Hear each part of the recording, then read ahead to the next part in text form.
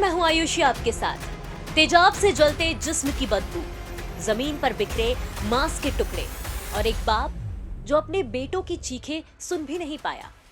दो सगे भाइयों को सरेआम तेजाब से नहलाकर मार डाला गया। अदालत में मामला गया मगर गवाह ही नहीं बचा क्योंकि गवाह को भी गोलियों से भून दिया गया। पुलिस ने मामला नहीं दर्ज किया, कहा शहर छोड़ दो। एसपी के ऑफिस के दरवाजे बंद हो गए। इस पूरे सड़े हुए और लाचार सिस्टम के बीच एक नाम उभरा, साहिब का।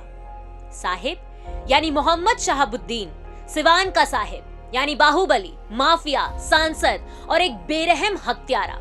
आज हम आपको सुनाएंगे उस खौफनाक तेजाब कांड की कहानी जिसके बाद शहाबुद्दीन की ताकत, पुलिस की नाकामी और बाहुबलियों के हाथ लकवाग्रस्त हो चुके सरकार की पोल खुल गई थी।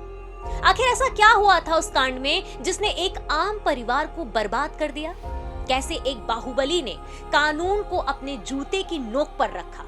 और क्यों इस कांड की गूंज आज भी बिहार की गलियों में सुनाई देती है? तो चलिए इस खौफनाक कहानी को शुरू से समझते हैं।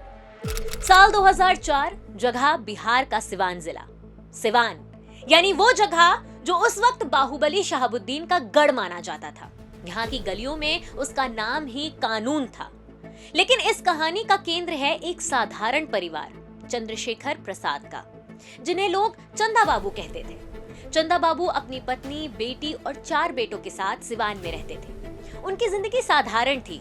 बाजार में उनकी 2 दुकानें थी, एक किराने की, दूसरी परचून की। एक दुकान पर उनका बेटा सतीश बैठता था, दूसरी पर गिरीश। लेकिन 16 अगस्त 2004 का वो दिन इस परिवार के लिए कयामत बनकर आया। उस दिन दुकान पर चंदा बाबू का बेटा सतीश अकेला था। शाम का समय था कि कुछ गुंडे उनकी दुकान पर पहुंचे। वजह रंगदारी। वो चाहते थे कि चंदा बाबू उन्हें रंगदारी के 2 लाख रुपए दे, लेकिन सतीश ने साफ मना कर दिया। उसने कहा 30 से 40 हजार दे सकता, इससे ज्यादा नहीं। बस यही बात उन गुंडों को नागवार गुजरी। उन्होंने सतीश के साथ मारपीट शुरू कर दी। दुकान का गल्ला लूट लिया जिसमें 2 लाख से ज्यादा की रकम थी। सतीश का बड़ा भाई राजीव वहां पहुंचा लेकिन वो कुछ नहीं कर पाया। गुस्से में सतीश घर गया, बाथरूम साफ करने वाला तेजाब एक मग में लाया और गुंडों पर फेंक दिया। लेकिन ये छोटा सा प्रतिरोध इस परिवार के लिए कितना भारी पड़ा, ये तो कोई सोच भी नहीं सकता था। तेजाब फेंकने के बाद वहां भगदड़ मच गई, लेकिन गुंडों ने सतीश को पकड़ लिया। राजीव किसी तरह भागकर छिप गया। गुंडों ने दुकान को लूटा, आग लगा दी और सतीश को एक गाड़ी में डालकर ले गए। दूसरी दुकान पर बैठे गिरीश को भी अगवा कर लिया गया। और फिर जो हुआ वो सुनकर आपकी रूह कांप जाएगी। सतीश और गिरीश को एक जगह ले जाया गया। उनके बड़े भाई राजीव को भी पकड़ लिया गया। राजीव को रस्सी से बांध दिया गया और फिर उनके सामने सतीश और गिरीश पर तेजाब से भरी बाल्टियां उड़ेल दी गई। जी हाँ, 2 भाइयों को जिंदा तेजाब से नहलाकर मार डाला गया और फिर उनकी लाशों के टुकड़े टुकड़े करके बोरे में भर के फेंक दिया गया। इस कांड के पीछे जिस शख्स का नाम सामने आया वो था सिवान का बाहुबली मोहम्मद शहाबुद्दीन। ये गुंडे शहाबुद्दीन के ही थे, लेकिन उस वक्त शहाबुद्दीन की गिरफ्तारी नहीं हुई। क्यों? 2 वजह थी। पहली तो ये कि सिवान में साहिब के नाम का खौफ ऐसा था कि कोई गवाही देने को तैयार ही नहीं था।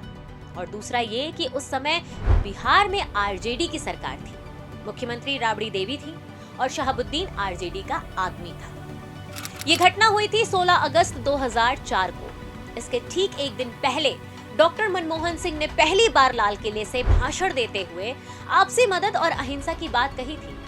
लेकिन इस कहानी में अभी और मोड़ बाकी थे। जिस दिन ये वारदात हुई, चंदा बाबू अपने भाई के पास पटना में थे। उन्हें फोन पर खबर मिली कि उनके 2 बेटे मार दिए गए और तीसरा बेटा राजीव गुंडों की कैद में है। किसी ने फोन करके उन्हें चेतावनी दी कि सिवान मत आना वरना तुम भी जान से जाओगे। जवान बेटों की मौत की खबर सुनकर चंदा बाबू टूट चुके थे। उनका परिवार बिखर गया था। उनकी पत्नी, बेटियां और एक अपाहिज बेटा अपनी जान बचाने के लिए घर छोड़कर कहीं और जा चुके थे। शहाबुद्दीन के गुंडों में कैद चंदा बाबू का तीसरा बेटा किसी तरह से उनकी कैद से भाग निकला और उत्तर प्रदेश के नेता के घर अज्ञातवास में रहने लगा। चंदा बाबू को लगा कि शहाबुद्दीन के गुंडों ने उनके तीसरे बेटे राजीव को भी मार दिया। लेकिन कहानी यहाँ पर खत्म नहीं होती। चंदा बाबू ने हिम्मत नहीं हारी, वो सिवान लौटे, पुलिस से मदद मांगी, लेकिन पुलिस ने उन्हें सिवान छोड़ने की सलाह दी। वो शिकायत लेकर एसपी के घर जाते हैं, लेकिन उन्हें एसपी से मिलने नहीं दिया जाता है, क्योंकि एसपी को भी मालूम था कि चंदा बाबू किसके खिलाफ शिकायत लेकर आए हैं। वो सिवान के बाहर एक सांसद के पास गए, लेकिन सांसद ने कहा कि ये सिवान का मामला है, मैं कुछ नहीं कर सकता। इसके बाद चंदा बाबू रिपोर्ट लिखवाने के लिए पटना में एक बड़े नेता से मिले, लेकिन हर जगह उन्हें निराशा ही मिली। यहाँ तक कि उनके भाई जो पटना में रहते थे, उनको भी धमकी भरे फोन आने लगे। डर की वजह से उनके भाई ने पटना से मुंबई तबादला करा लिया, लेकिन वहां भी धमकियां मिलती रही। आखिर में हार्ट अटैक से उनकी जान चली गई। चंदा बाबू पूरी तरह अकेले पड़ गए। वो कई दिनों तक बदहवाशों की तरह इधर उधर भटकते रहे, लेकिन एक दिन चंदा बाबू को खबर मिली कि उनका बेटा राजीव अभी जिंदा है। वही राजीव जो शहाबुद्दीन के गुंडों की कैद से बच निकला था और अज्ञातवास में रह रहा था। ये खबर उनके लिए एक नई उम्मीद थी। वो फिर से पटना के एक बड़े नेता से मिलते हैं। डीजीपी, आईजी, डीआईजी से लेकर एसपी तक सब कुछ चिट्ठियां लिखते हैं, लेकिन एक बार फिर उन्हें कोई मदद नहीं मिलती है। बिहार के सरकारी अमले पर शहाबुद्दीन का खौफ और आरजेडी की सत्ता भारी थी। आखिरकार चंदा बाबू दिल्ली पहुंचते हैं। वहां राहुल गांधी से मिले, लेकिन वहां भी सिर्फ आश्वासन मिला। चंदा बाबू फिर सिवान लौटे। डीआईजी ने उनकी बात सुनी और एसपी को सुरक्षा देने का आदेश दिया। आखिरकार चंदा बाबू को सुरक्षा मिली और वो पटना छोड़कर वापस सिवान में रहने लगे और अपने बेटों के हत्यारे को सजा दिलवाने में जुट गए, बिना शहाबुद्दीन से डरे। कुछ समय बाद राजीव लौट आया। चंदा बाबू की पत्नी, बेटियां और विकलांग भाई भी वापस आए। राजीव की शादी हुई। लगा कि अब जिंदगी पटरी पर आ रही है, लेकिन ये खुशी ज्यादा दिन नहीं टिकी। शादी के 18वें दिन 16 जून 2014 को राजीव की सरेआम गोली मारकर हत्या कर दी गई। क्यों?